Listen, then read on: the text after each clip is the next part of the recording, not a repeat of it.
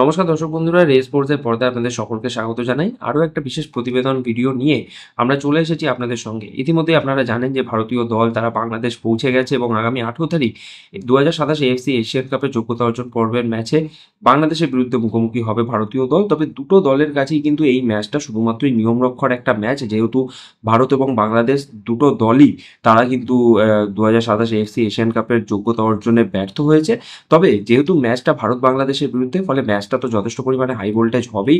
সেটা সমর্থক থেকে শুরু করে ফুটবলাররা সকলেই প্রায় জানেন যে এই ম্যাচটার প্রতি কিন্তু দুটো দেশেরই ফুটবল সমর্থকদের একটা প্রত্যাশা থাকে এবং সেই মতোই বাংলাদেশে ভারতীয় দল পৌঁছে তারা কিন্তু যেরকমভাবে তাদের প্রস্তুতি করবে, ইতিমধ্যেই ভারতীয় দল ভারতে প্রস্তুতি শিবির খালি জাবিরের তত্ত্বাবধানে সেরেই বাংলাদেশ পৌঁছেছে। কিন্তু বাংলাদেশ দল তারা কিন্তু নিজেদের যেহেতু ঘরের মাঠে তারা খেলবে, তারা কিন্তু ইতিমধ্যেই ভারতের বিরুদ্ধে খেলার জন্য সব রকমের প্রস্তুতি তারা করছে। এবং সেই মাঝেই কথা বলে নিয়েছিলেন ভারতীয় দলের ডিফেন্সের অন্যতম গুরুত্বপূর্ণ ফুটবলার সন্দেশ জিঙ্গান। তিনি কিন্তু একটা বিষয় পরিষ্কার জানিয়েছেন, বাংলাদেশ দলে হামজা চৌধুরীর মতন একজন গুরুত্বপূর্ণ ফুটবলার রয়েছে এবং হামজার বিষয়ে কথা বলতে গিয়ে সন্দেশ জিঙ্গান কিন্তু পরিষ্কার বলেছেন যে হামজা খুবই গুরুত্বপূর্ণ একজন ফুটবলার এই বাংলাদেশ দলের জন্য এবং খুবই ভালো ফুটবল তিনি কিন্তু মাঝ মাঠে খেলেন। তবুও আমাদের দলের প্রতি কিন্তু আমাদের পূর্ণ আশা রয়েছে যে আমাদের দল একটা ভালো পারফরমেন্স করবে এবং এই ম্যাচে একটা ভালো ফল করেই মাঠ ছাড়তে পারবে। এছাড়াও বাংলাদেশ তাদেরকে যেই ফেসিলিটি দিয়েছে, তাদের ওখানে যাওয়ার পর তাদের অনুশীলন থেকে শুরু করে থাকা সব বিষয় নিয়েই কিন্তু যথেষ্ট পরিমাণে আপ্লুত সন্দেশ জিঙ্গান। তিনি বলেছেন যে বাংলাদেশ যেভাবে আমাদেরকে ফেসিলিটি দিয়েছে এখানে আসার পর, সেটা কিন্তু সত্যিই ভালো লাগছে। তবে ম্যাচটা একটা উত্তেজনাপূর্ণ ম্যাচ হবে, এটা কিন্তু বলাই যায়। এছাড়াও কথা বলে নিয়েছিলেন বাংলাদেশ দলের মিডফিল্ডের অন্যতম গুরুত্বপূর্ণ ফুটবলার সমিত সোম। তিনি কিন্তু একটা বিষয় পরিষ্কার জানিয়েছেন যে ভারতীয় দলও যথেষ্ট শক্তিশালী দল, দুটো দলের কাছেই ম্যাচটা নিয়মরক্ষার ম্যাচ হলেও ভারত বাংলাদেশ ম্যাচ বরাবরই একটা হাই ভোল্টেজ ম্যাচ হয়ে থাকে। তিনি কিন্তু জানিয়েছেন যে ভারতীয় দল যথেষ্ট ভালো ছন্দে রয়েছে।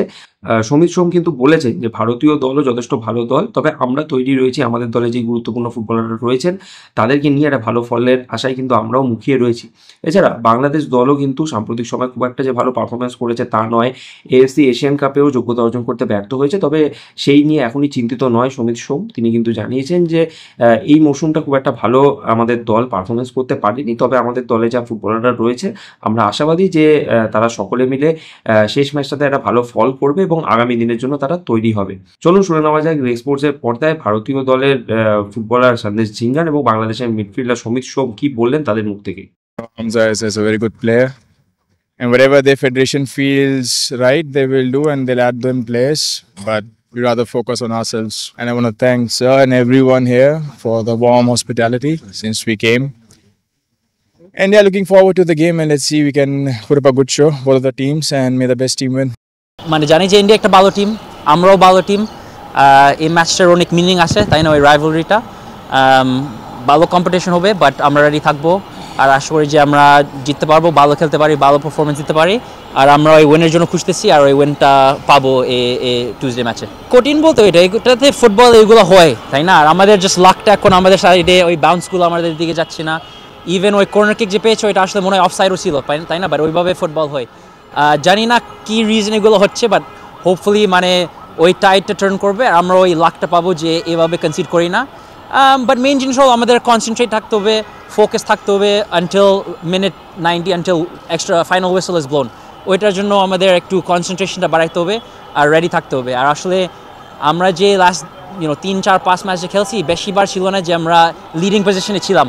সো ওই এক্সপিরিয়েন্সটা এখনও পুরো পাই নাই যে আমরা যদি 1-0 জিততেছি, 2-1 জিততেছি, ম্যাচটা কীভাবে ক্লোজ আউট করবো, মানে ট্যাকটিক্স কি চেঞ্জ করতে হবে, একটু মাইন্ড গেম খেলতে হবে অপোজিশনের সাথে, টাইম ওয়েস্ট যদি করে যায় এরকম, ওইগুলো আমরা এখনও শিখে নাই। আস্তে আস্তে আরও শিখবো যে এক্সপিরিয়েন্সটা পাবো আর জিততে পারবো। হ্যাঁ, কনফিডেন্ট আছি। আই থিঙ্ক পুরা গোলকিপার, ডিফেন্স, মিডফিল্ড, স্ট্রাইকার থেকে আমরা সব কনফিডেন্স আছে যে আমরা ম্যাচটা কন্ট্রোল করতে পারবো, ম্যাচটা জিততে পারবো।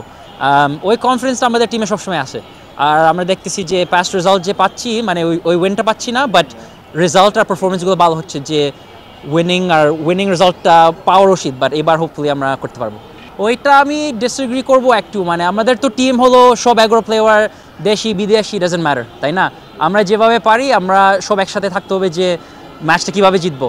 আর at the end of the day এক্সপিরিয়েন্সগুলোর থেকে শিখতে হবে যে এগুলো যদি হয় না। বাট আমরা কোনো দিন চিন্তা করি না যে বিদেশের খেলোয়াড় ভার্সেস দেশি খেলোয়াড়, ওইভাবে তো বাংলাদেশ জিততে পারবে না, আমাদের সব একসাথে থাকতে হবে। সো ওইভাবে আমি চিন্তা করি না আসলে, আর এটা করা যায় না, তাই না?